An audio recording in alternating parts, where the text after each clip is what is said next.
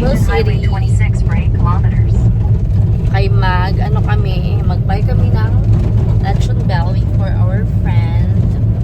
Because birthday niya last day. Ayun lang namin na-celebrate. Okay. Ito yung daan. Ito yung daan, guys.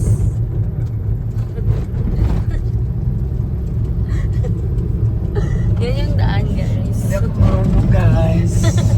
Nalilibok ako.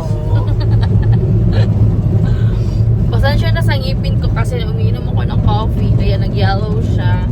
Naghahanap pa kami ng